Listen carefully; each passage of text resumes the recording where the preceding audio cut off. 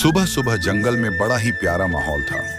पेड़ पर टंगे हुए घोंसलों में आज जैसे नई जान आ गई थी। चिंकू बेटा, जरा वह झाड़ू इधर देना। देखो कितनी धूल जम गई है। अब बस 3 दिन बचे हैं उत्सव में और यह घोंसला अभी भी साफ नहीं हुआ। माँ, मैं तो थक गया। पंखों से झाड़ू लगाना कितना मुश्किल है। अरे बेटा, मैं तो बस घर सजाऊंगी। सफाई और सजावट तुम्हारे और चिंकू भैया के लिए है। चलो दोनों लग जाओ काम पर। यदि हमारा घर गंदा रह गया तो खुशियां कम हो जाएंगी। दूसरी ओर कालू कौवा अपनी पत्नी कड़वी के साथ झगड़ रहा था। तूने यह झालर गलत टांगी है।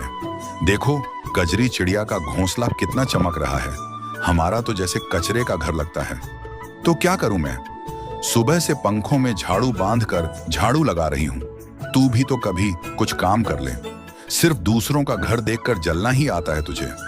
अरे नाराज क्यों होती हो? मैं तो बस बोल रहा हूं, हमारा घर सबसे बढ़िया दिखना चाहिए। कजरी का घर देख, रंग बिरंगी झालर लगा दी है। मुझे भी वैसी चाहिए, समझी? तभी टोनी तोता आकर बैठता है। अरे कालू भैया, घर सुंदर दिखे तो मन भी खुश रहता है, लेकिन इतना जलोगे तो झालरें भी धुआं छोड़ देंगी। सही कहा टोनी।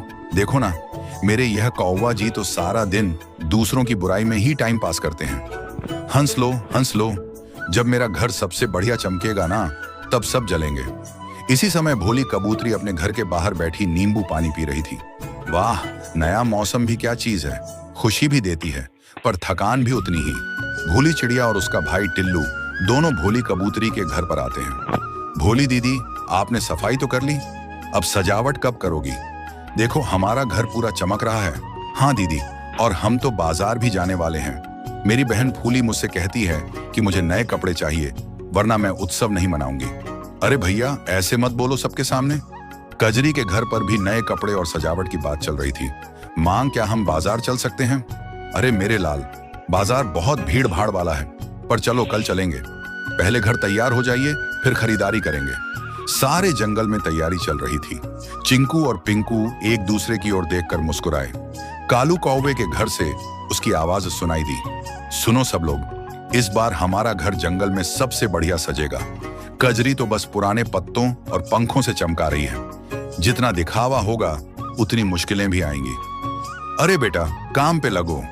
किसी को बातों का जवाब काम से दो। जंगल के हर कोने में मेहनत चल रही थी, लेकिन आसमान में कहीं दूर काले बादल धीरे धीरे इकट्ठे हो रहे थे। किसी को क्या पता था कि मौसम की तैयारी से पहले बारिश की ठंडी बूंदें सबकी मेहनत को आजमाने वाली हैं। अरे बेटा, वह पत्ती वहां मत रखो, नीचे गिर जाएगी। अभी तो मौसम बदल सकता है, पर घर तो साफ सुथरा रखना चाहिए ना। माँ, मैंने सब झाड़ू दिया, अब तो हमारा घर सबसे साफ दिखेगा। टोनी तोता अपने बच्चों के साथ फूलों की माला और पत्तियों से घर सजाते हुए बोला, देखो बच्चों, मेहनत का फल हमेशा रंग लाता है। धैर्य रखो। तभी हल्की बूंदें गिरने लगी। पहले तो हर कोई खुश हुआ कि मौसम ठंडा और ताजा हो रहा है, पर थोड़ी देर में बारिश तेज होने लगी। अरे मेरी मिठाई भीग जाएगी, फूली चिड़िया चिल्लाई। कोई बात नहीं, हम सब मिलकर खाएंगे, भोली कबूतरी ने शांत करते हुए कहा। साथ रहेंगे तो ठंड और बारिश भी कम महसूस होगी।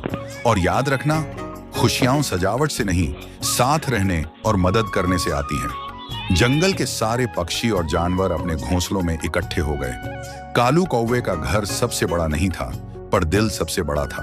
सभी मिलकर अपने घर और खाने का ध्यान रखते हुए भीगते हुए खुश रहे। बारिश ने सबके घोंसलों की सजावट तो धुला दी, लेकिन जंगल के दिलों में एक नई चमक लौट आई। सारे जानवर मिलकर एक दूसरे की मदद कर रहे थे, गाने गा रहे थे, कहानी सुन रहे थे। दिन ढलने तक बारिश थम गई और सूरज की हल्की किरणें घोंसलों में